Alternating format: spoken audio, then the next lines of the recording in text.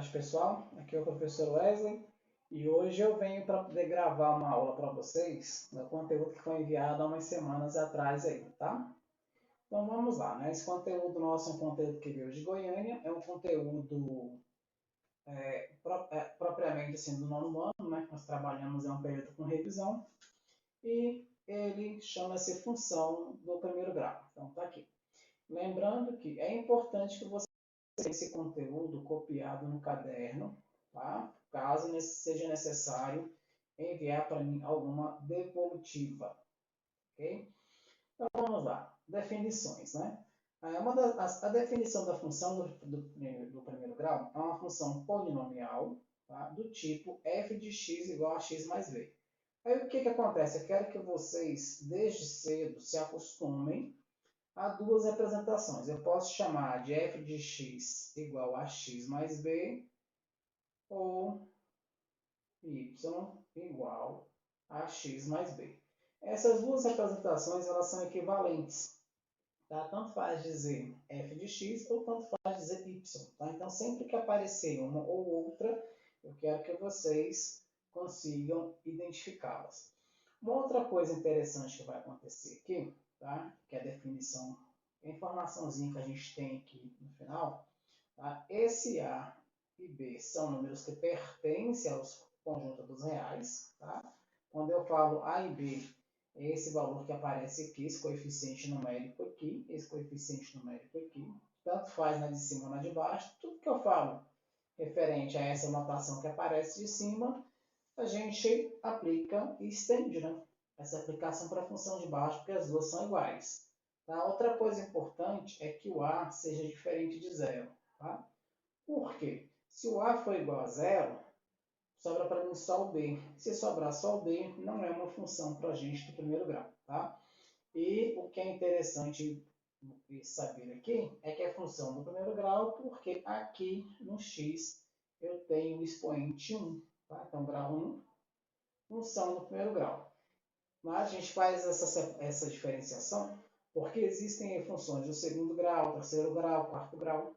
Aí depende do objeto nosso de estudo. E aqui para a gente, nosso objeto de estudo são as funções do primeiro grau. Tá? Então essas são as exigências da função do primeiro grau. Tá? Certo. E quando a gente trabalha com a função do primeiro grau, vamos pegar, reescrevê-la aqui, ó, f de x, que é igual a x mais b. Esse a e esse b, eles recebem nomes especiais, tá? Esse a é chamado de coeficiente angular. Tá? E o b é chamado de coeficiente, tá? Coeficiente porque são valores numéricos que vão aparecer para a gente mais na frente. Coeficiente, tamanho angular. Outro é o coeficiente linear. Tá? Então são duas coisas importantes para que vocês saibam. Detalhe, o coeficiente angular é aquele que acompanha o x. O coeficiente linear é aquele que aparece sem variável nenhuma, que nós chamamos de termo independente. Mas por que eu estou falando isso? Porque, de repente, pode aparecer assim, ó, b mais ax. Aí você pensa, não, o primeiro termo é o coeficiente angular. Não é. Tá? O primeiro termo aqui, ele está sendo coeficiente linear, porque ele é o termo independente. Ele não tem variável. Já o meu a, ele sim é o coeficiente linear. Uma das exigências para que ele seja coeficiente linear é que ele tem que acompanhar a variável x. Tá? Se ele não acompanhar a variável x, estiver sozinho, independente da posição, ele é o nosso coeficiente linear. Seguindo aqui, ele coloca para a gente aqui alguns exemplos de funções do primeiro grau. Tá? Lembrando que o que interessa para a gente é estudar essas funções do primeiro grau. Aqui no exemplo A, ele coloca para a gente o seguinte, ó, me dá essa função f de x igual a 3x mais 2, aí ele afirma para a gente aqui, ó, que o coeficiente angular vale 3, essa informação aqui é verdadeira, e coloca aqui para a gente que o coeficiente linear vale 2, também é verdadeira. Então, eu venho aqui e resumo que meu A é igual a 2. Perdão, que meu A é igual a 3. E meu B é igual a 2. Pronto, está feito. Já quando eu pego aqui o meu exemplo B para dar uma olhada, ele também me dá aqui uma função do primeiro grau, tá? Atende às exigências que eu passei para vocês anteriormente. E está aqui dizendo para mim, ó, que o coeficiente angular vale menos 6, tá? Vem o número juntamente com o sinal. Se ele é positivo, é bem tranquilo. Se ele é negativo, a gente precisa carregar esse sinal aqui com ele, tá? Isso vale para o A e vale para o B. E o meu B, que é o coeficiente linear, ele é igual a 7. Está aqui. Então, está feito. Encontramos aqui o que ele pediu, né? Coeficiente angular linear. Independente da forma que ele apareça. Tá? Na letra C, ele já muda um pouquinho o que ele pediu aqui para a gente. Ó, já coloca os números fracionários. Então, quem vai ser meu coeficiente angular aqui? Da mesma maneira, é o quem acompanha x, menos 4 terços. E o linear é o termo independente, que é 1 sobre 2, conhecido também como meio. Tá? Na alternativa D, quando a gente pega a alternativa D e dá uma olhada, já pensa assim, nossa, está faltando alguma coisa nessa alternativa. Realmente está. Eu tenho apenas um termo. Então, qual que é a leitura que a gente faz aqui? Que o coeficiente angular vale 5 e o coeficiente linear vale 0. Ou seja, na ausência, tá? Apareceu assim, ó, f de x igual a ax, isso significa que seu b vale 0. Só que a gente não vai ficar completando toda hora com 0. Basta saber que ele é 0. Vamos descer um pouquinho aqui a página, para a gente acompanhar as demais informações. Tá? Assim, eu vou gravar um vídeo curto com as informações que eu creio assim, que sejam extremamente necessárias. E caso vocês tenham alguma dúvida, vocês podem rever, assistir o vídeo de novo, até para facilitar que vocês entendam o que está acontecendo com relação à nossa matéria. Tá? Nessa segunda parte aqui do nosso conteúdo, ele diz para a gente assim, ó, quando os coeficientes angular e linear de uma função do primeiro grau são diferentes de zero, ou seja, quando você olha para uma função, né, f de x, você vê que aparece o ax e que aparece o b, essa função ela recebe o nome de função afim. Tá? Quando o coeficiente linear é zero, tá? O coeficiente linear é o b. Quando ela aparece assim, f de x igual a ax. Quando ela aparece dessa maneira aqui, ela é chamada de linear. Olha só, quando aparece assim, função afim, quando aparece assim, chamada de função linear. Tá? E outra coisa interessante é que, por definição de função, lembre-se sempre que esse a ele tem que ser diferente de zero. Tá? Ele é o coeficiente angular. O coeficiente angular, vou pegar aqui, angular. Angular, ele passa para a gente a ideia de ângulo. E ângulo, né, caso vocês não saibam, depois vocês pesquisem, numa outra oportunidade a gente conversa sobre esse ângulo, ele passa para a gente uma ideia de inclinação. Tá? Ou seja, então quando A é diferente de zero, tá, essa função ela gera para a gente um gráfico, a gente plota ou desenha um gráfico, o coeficiente angular é que vai me dizer sobre essa inclinação. Se eu não tiver esse A, tá, eu tenho um outro tipo de função chamada função constante. E no caso dessa função constante, o gráfico ele não vai ser uma reta inclinada, ele vai ser uma reta paralela. Mas essa questão de construções assim de gráficos fica para uma próxima aula. Tá? Então, dando sequência aqui, ele coloca aqui para a gente a questão de trabalhar com os zeros da função. Tá? Mas o que são esses zeros da função? Toda vez quando a gente vai trabalhar com uma função, vamos pegar aqui a função afim, f de x igual a x mais b. Se eu dou uma função para você, pergunta assim, olha, qual é o zero dessa função? Então, o que você vai fazer? Você vai repetir a função, ax mais b, colocar o sinal de igual e depois do sinal de igual você vai colocar o zero. Se eu quero saber qual é o zero dela, é esse o procedimento que a gente faz. E aí o nosso objetivo aqui é deixar o x sozinho, tá? Para saber quem é esse zero. Nós vamos resolver do mesmo modo que você resolve uma equação de segundo grau. O b, ele está aqui positivo, a gente troca ele de membro, negativo. O x ainda não está sozinho, então tem um x que é igual a menos b. Esse a, ele está multiplicando aqui com x, então ele passa para cá dividindo. Qual é a conclusão da obra aqui? Toda vez que eu quiser encontrar o zero de uma função, ele vai ser dado por menos b sobre a. Preciso resolver isso daqui? Não, você não precisa resolver. Basta você saber que o zero é menos b sobre a. Exemplo, vamos supor que eu tenho aqui f de x que é igual a 10x mais 2. 10x mais 2, olha. Aí eu quero saber quem é o zero dessa função. Tá? Vou aplicar isso daqui, ó. É para a gente ganhar tempo. Então eu tenho aqui, ó, meu a que é igual a 10, meu b que é igual a 2. Aplicando, destacar aqui para a gente essa parte aqui. Tá?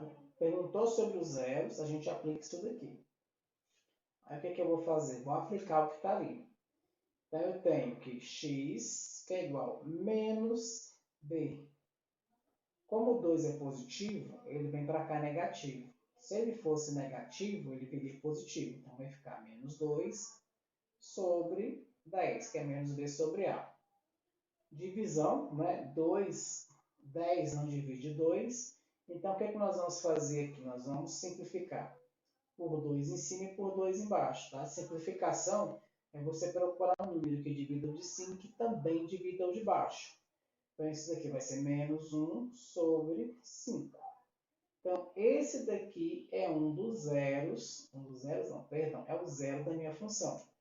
A gente pode pensar em outro exemplo também. Y igual a 2x menos 6. Quero achar o zero dessa função. Então, a gente vem aqui. A que é igual a 2, B que é igual a menos 6. De novo, a gente vai aplicar isso daqui. Ó. X que é igual a menos B. Tá? Como o 2 está positivo, ele vem para cá negativo. Como o 6 está negativo, ele vem para cá negativo. Só tem mudança no sinal de cima, não tem mudança nenhuma no sinal de baixo. Opa, acabei trocando os valores aqui. Então vai ser menos b, então tem um menos, perdão, era menos b primeiro, menos 6 dividido por 2. Tá? Então, é menos b sobre a. Meu b é menos 6, está aqui. E esse menos que aparece aqui é esse menos daqui, ó. Tá? Então, ele sempre vai aparecer nesse primeiro momento. E aí nós vamos igualar aqui. Então, isso aqui vai ser igual a menos com menos aqui dá mais. E 6 dividido por 2, esse resultado aqui é o 3. Então, está feito. Então, o zero da minha função no primeiro grau, ela acontece quando x é igual a 3. Certo? Caso vocês tenham alguma dúvida, né, assistam a essa resolução novamente. Tá? Outra coisa que é interessante, que ele coloca aqui para a gente, tá? O que é importantíssimo também, é a questão de gráfico. O gráfico de uma função do primeiro grau sempre é uma reta. O que significa isso? Vamos supor, né, na avaliação diagnóstica que a gente faz de vez em quando, aparece uma questão perguntando assim, olha, das alternativas abaixo, qual representa uma função qual gráfico representa uma função do primeiro grau? Todos aqueles que você olhar e ver uma reta são gráficos de função do primeiro grau. Agora, se você olhar, ver gráficos com outros formatos, tá? que pode ser a parábola, pode ser uma assíntota, ou qualquer outra coisa diferente de uma reta são outros gráficos. Tá? Obrigatoriamente, a função do primeiro grau, ela dá para nós aí o gráfico de uma reta. Tá? E essa reta, ela pode ser uma reta crescente ou pode ser uma reta decrescente. Quem comanda isso, né, quem é o comandante da declive do ângulo de crescimento ou de decrescimento da função, é o A. Lembra que eu tinha colocado para vocês assim, que y que é igual a x mais b. Pode ser y, pode ser x. E vai dizer para você se o gráfico é crescente ou decrescente, é esse A. Como ele colocou aqui, ó, crescente, A maior que zero. A maior que zero é dizer que A é positivo. A menor que zero, como ele colocou aqui, é dizer para a gente que o A é negativo. Ou seja, se você, por exemplo, essa função aqui, ó, o gráfico dessa função aqui, como esse, quem manda é o valor de A. Como o valor de A é positivo, o gráfico vai ser uma reta nesse sentido aqui, ó. Agora, se eu tivesse uma função do tipo y igual, sei lá, menos x mais 5. Como aqui está negativo, tá? O gráfico ele vai ser uma reta, porque é a função do primeiro grau, tá? Com expoente 1. O gráfico seria uma reta nesse sentido aqui. Tá? Então, o que vai diferenciar é só esse sinal que aparece aqui. Se for negativo, nesse sentido. Se for positivo, nesse sentido aqui, ó. Tá? Tomem bastante cuidado e façam essas anotações aí no caderno, tá? Que, como eu sempre passo para vocês, por mais completa e mais bacaninha que seja a aula que a gente prepara escrita, na explicação é que a gente coloca os detalhes. Outra coisa que aparece aqui é o seguinte, como nós havíamos dito aí anteriormente, sobre os zeros da função, né? Que é o menos b sobre a. Aí ele já traz para a gente a colocação desse menos b sobre a no gráfico. Então, esses valores que a gente encontrou aqui e que a gente encontrou aqui, é justamente onde esse gráfico corta o eixo x. Então, esse gráfico corta o eixo x aqui, ó, e menos b sobre a e zero. E aqui também do mesmo jeito, corta o eixo em menos b sobre a e zero, que são pontos no plano cartesiano. Eu não sei se na série anterior vocês viram como se marcam pontos no plano cartesiano, mas se não tiverem visto, quando chegar na aula de construção de gráfico, a gente revê essa parte aí do conteúdo, né? Então, resumindo o que a gente viu hoje, tá? A representação de uma função do primeiro grau, quando ela é completa é chamada de função afim. Quando falta o b, que é o coeficiente linear, tá? Ela é chamada de função linear. Que o gráfico da função do primeiro grau sempre vai ser uma reta, tá? Uma reta subindo, que é uma reta crescente quando A é positivo, ou uma reta decrescente quando esse A é negativo. Tá? O que vai diferenciar é só o A.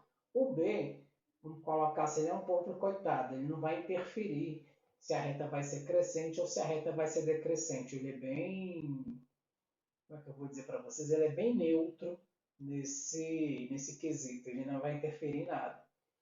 E lembrando também que o zero da função, tá, é o local onde o gráfico,